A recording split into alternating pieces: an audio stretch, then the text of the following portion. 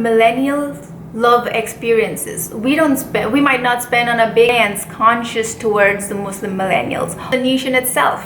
That's what in the Asian communities are filled with people who are cross-cultural people.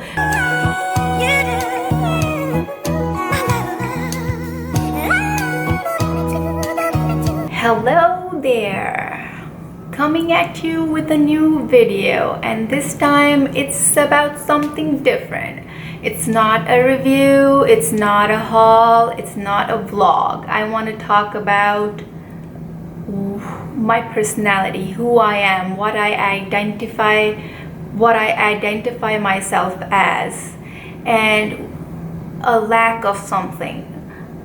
I don't know how to get started with this, but this is something that I just want to put out there in the universe, just throw vibes, throw it out there. So I'm a millennial Muslim, and I don't see a lot of attention being thrown out there towards millennial Muslims. We are a big deal. Millennial Muslims contribute a lot to the economy and to the countries that they are in. I personally am in America, and I see us millennial Muslims as a huge contributor to the economy. We are a huge part of the communities that we are in.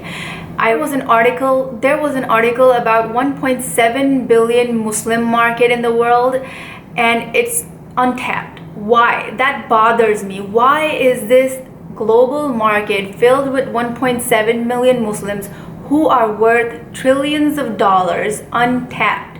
What's wrong with these brands that they are not fulfilling the needs of us Muslims? Like, even I say, okay, Muslim millennials. Why? Because we are a huge part of the economy. Why aren't the brands conscious towards the Muslim millennials or the untapped global Muslim market? Some groups have tried to tap into our Muslim market by giving us halal finance or halal meats, but sometimes we don't rely on them too. They're not assured, but they've just been like dabbling here and there. Nobody has paid real attention to it. I haven't seen anyone make a definite market for Muslims or even millennial Muslims who are very well aware. We are very self-conscious. We millennial Muslims are online, we are on social media, we are on YouTube. I see so many of my millennial Muslim girls, hijabi girls, non-hijabi girls, whoever they are, whatever kind you are, we are all here, but we have to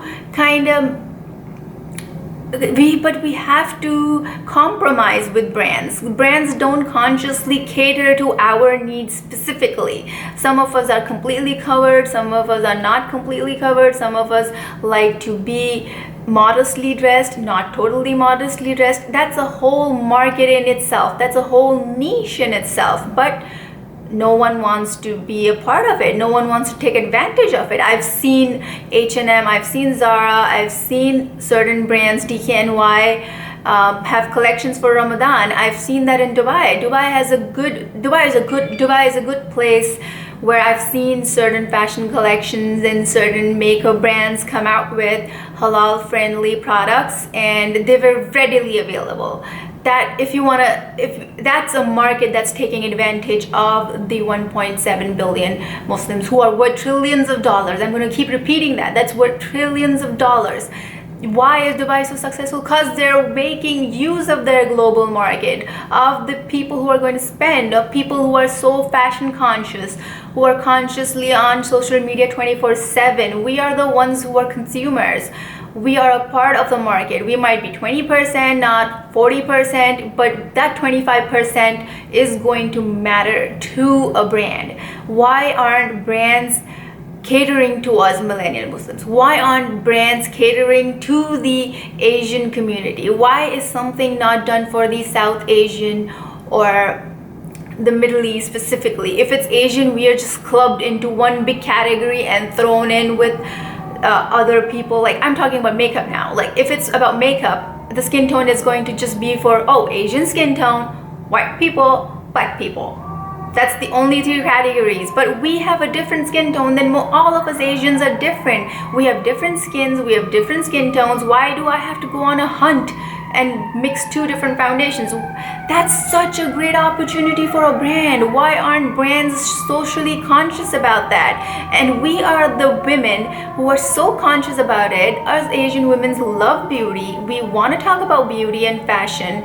We want great products, and we're willing to spend on those products, but nobody is specifically catering to our needs. And if somebody is, they do not provide us with great products. I don't know I want to talk to a brand and be like, dude, why aren't you doing something for my skin tone? People with my skin tone. It's not just Asian. Why can't you do with something with a niche? Like Middle Eastern skin is also different. They have olive-based skins, or they have non-olive-based skins. They also have like different kinds of skins. Why isn't a niche being taken care of by a brand? That's the way you tap into it, not by just giving sponsorships to everybody and anybody and then trying to sell something to other people. I have read somewhere that these sponsorships are also not profitable. Like the numbers are not great for these brands, but yet they try to keep doing that and sponsoring people again and again, but they're not getting the profits back. That's another story. I'm a finance person. I'm in the finance world. I read up about these things. But we are a brand. We millennials who are cross-cultural is a brand. That's what I'm trying to say. The whole cross-cultural breed is a breed. We are a brand, and we need to be taken care of socially too. We are very well aware about fashion and beauty. We're self-conscious people. We're into tech. We're in everything, and we are capable of paying for it. Why aren't brands listening or catering to our needs? They should. I wish somebody listens, or I wish somebody actually like hears me out and goes out and does something. Or oh my god, eureka, you get an idea, maybe this is a niche, because now you're saying everything is saturated, right? You want a niche in everything. This is the niche. I'm giving it to you. Put the product out for us so that we can utilize it. I want to talk more about the cross-breed market is so huge. Cultural is the norm right now. I'm a cross-cultural person myself, and this is your consumer. This is the person who's going to watch the YouTube videos, read those blogs, listen to people, and then go out and buy it. And I am on the lookout for products that are going to cater to my cross-cultural needs and be okay with my needs. Animal friendly doesn't mean halal to me. It means a lot more to me than a lipstick being halal, or it means a lot more to me when a lipstick is halal in many different ways. You don't have to brand it as halal. You do not have to do that. Does Body Shop do that? No. Do Lush do that? No. How are Body Shop and Lush so profitable in the Middle East?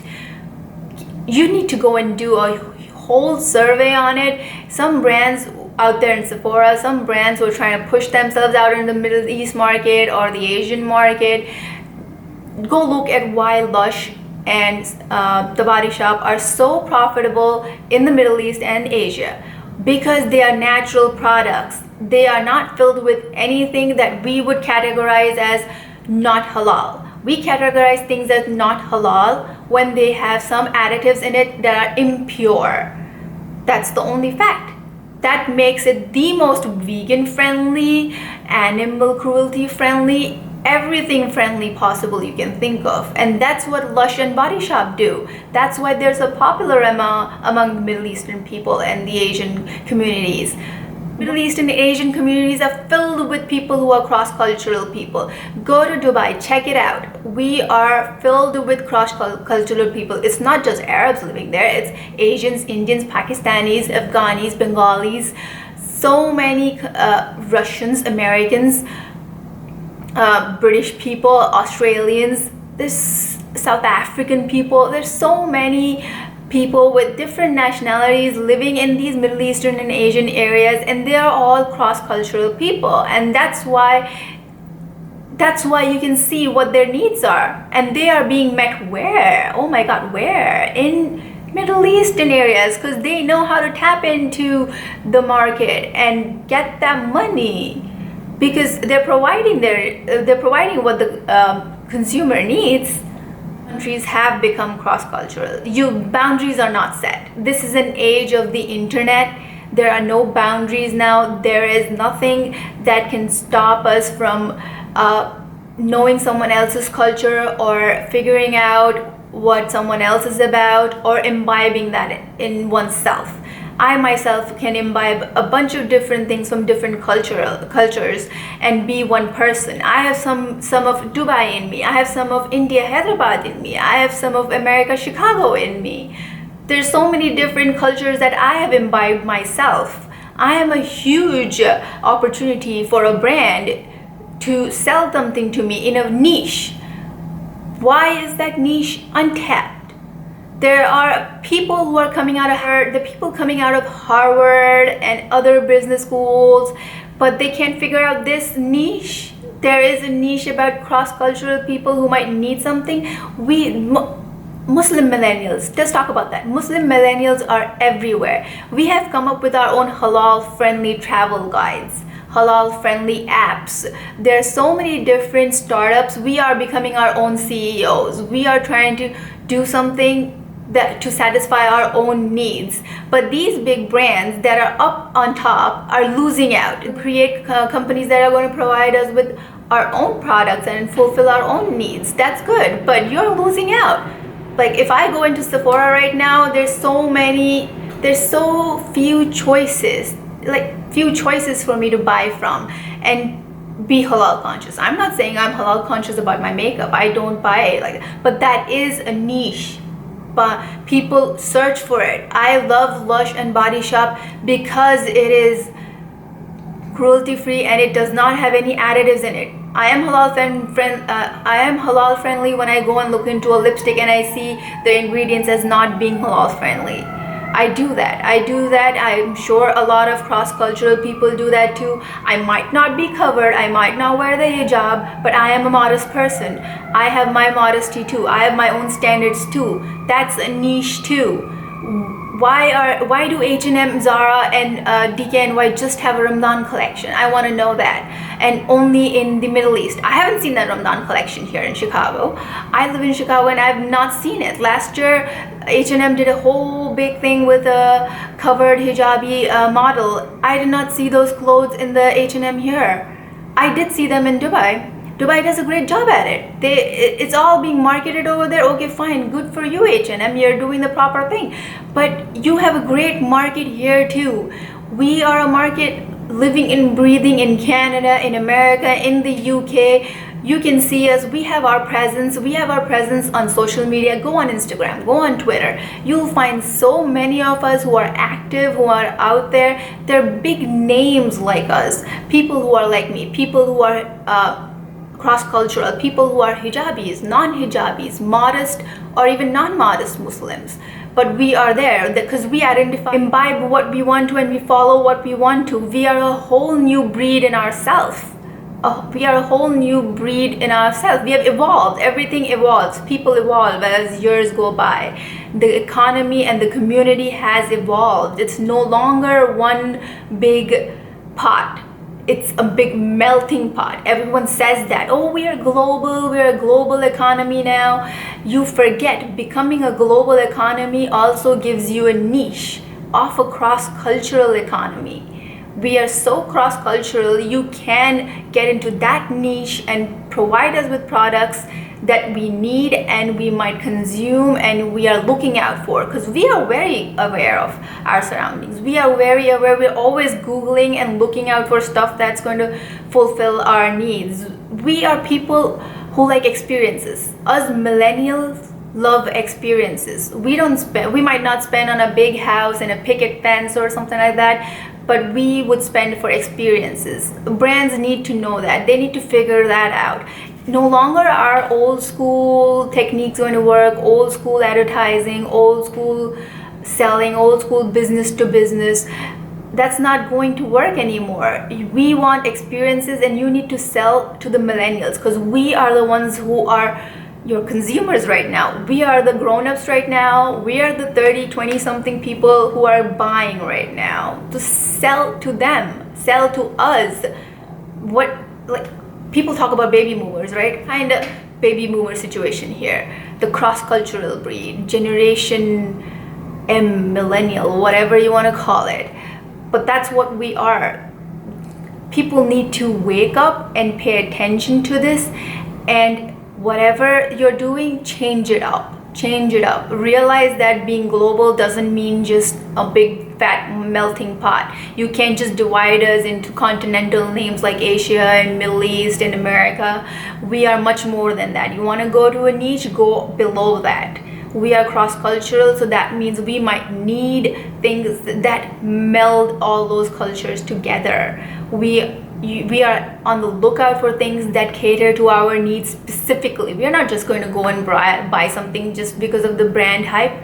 We are no longer like that. Us millennials are very conscious. We are no longer like, oh, this is a brand and I'm going to buy it. No, we are conscious about what kind of a brand it is, what it does it cater to my needs. I go into a store, and if that store has only clothes geared towards a certain community and not me, I would not buy from them. Why would I buy from them? You're losing out on the money.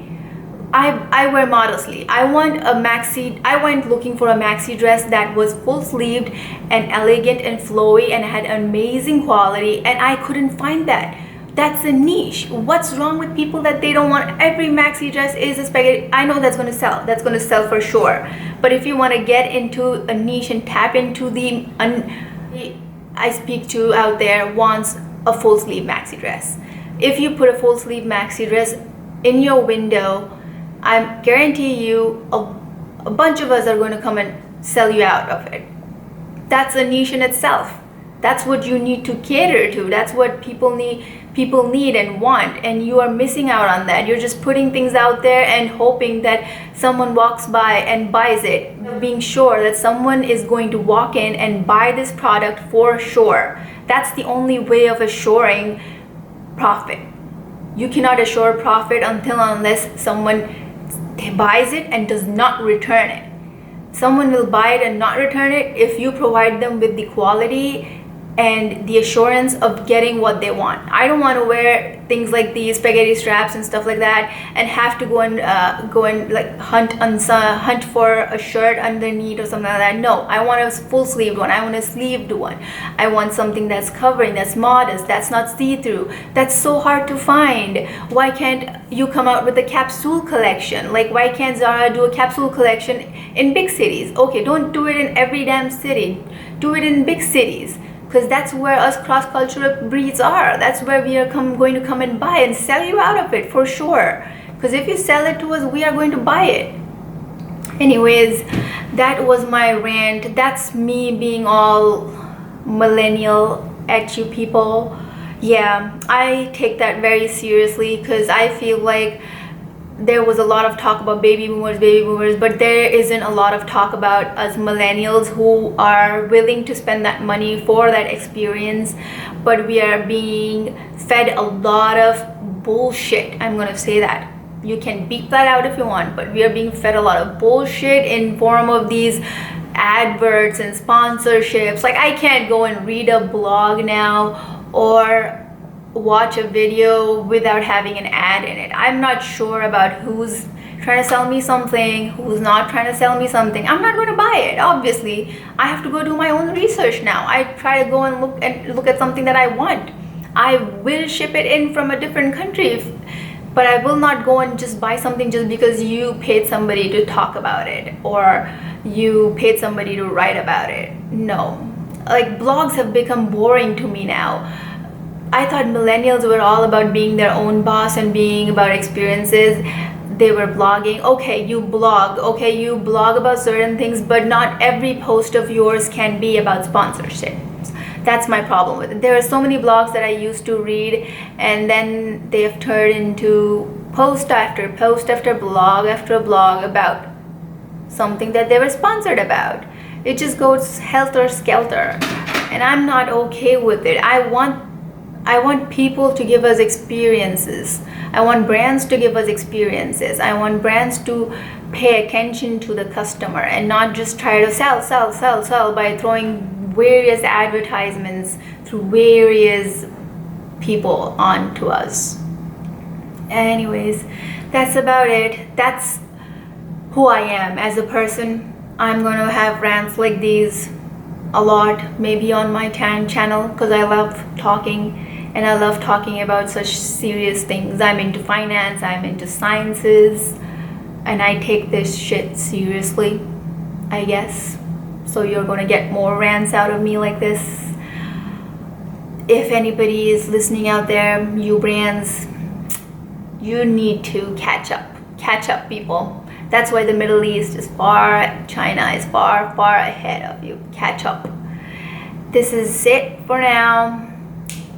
I'm gonna sign out now and take a breather because I'm fasting, can't even drink water, and I just went on a long ass rant, yo. That's what being a millennial is. We have a lot of opinions. So damn millennial so many times in this video. I'm sure someone's going to comment and be like, bitch, you said millennial a bajillion times. Millennial. Yeah, I meant to, because I want people's attention. I want them to wake up, because that's what I'm all about. That's what my channel is all going to be about. It's going to be things from a perspective of a millennial cross-cultural person. That's what it is going to be about. So whoever is watching, they might be wanting to know, what is this girl doing? What's her channel about? Sometimes there's a vlog, sometimes there's a video, sometimes there's a makeup thing, because that's what we millennials like. Various things in little doses that are not in your face. That's what we like. We like a mixture of things, but not in your face. And we love reality TV. Who does not love reality TV? But reality as in Survivor, The Amazing Race, not reality as in the Kardashians. Don't even start talking about the Kardashians with me. No, girl, no. I will not talk about it. I do not watch them. They are not my jam. Another thing us millennials do not love watching, the Kardashians. I don't know who watches the freaking Kardashians anymore. Don't know. Anyways, I'm signing out now. If you're going to want to go read a blog that's not sponsored or has an ad in it, go read mine. Go on my Instagram. I'm just trying to promote myself, nothing else. I'm the Indian American millennial, because cross-cultural millennial, that's what I am. See you later.